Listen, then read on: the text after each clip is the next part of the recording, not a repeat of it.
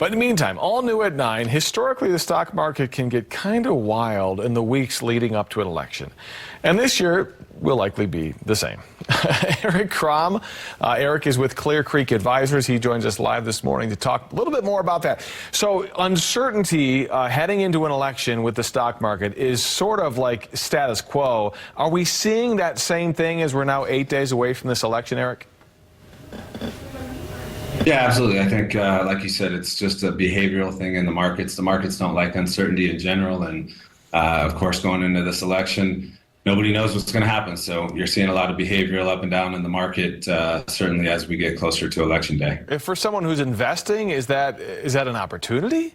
You know, to maybe try to ride some of that uncertainty? Or is your suggestion just kind of hang on and wait until it calms down a bit?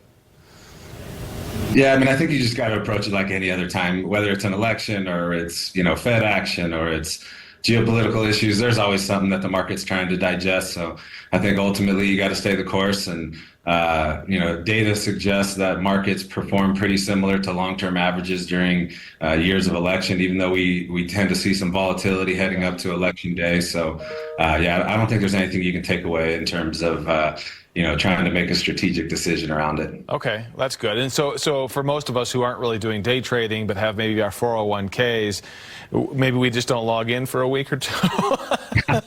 Ignorance is bliss sometimes, but with the stock market, sometimes you don't want to stress yourself out too much about it, right? Yeah, absolutely. I mean, there's been 24 of the last elections, and there's been 4 negative years. So just like the trend is normally the market's up most of the time, that doesn't mean that it doesn't have its days of pain, and it's difficult to stay with a plan. But this should really be no different. So, yeah, I think if it makes you feel better to put the computer away and not take a look for a little bit, that's just fine. But again, the data doesn't suggest there's some trigger point that you can make a strategic decision around. So just, we say vote at the ballot box, don't vote with your investment account, and let it do what it's supposed to do. Now, do things normally calm down after the election, or does that just depend?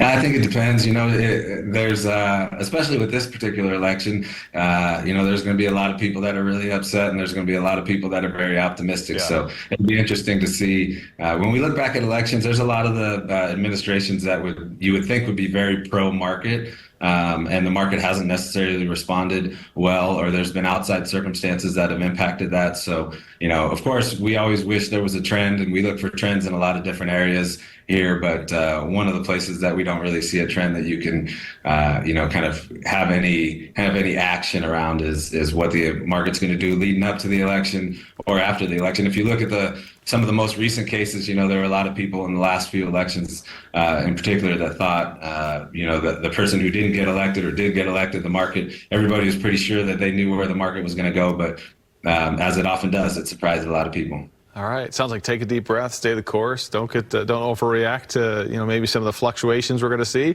Always good advice. Eric with Clear Creek Advisors, great to see you. We appreciate your time, helping us maybe digest some of what's underway right now as we are in the midst of election season, 8 days away. Thanks, Eric.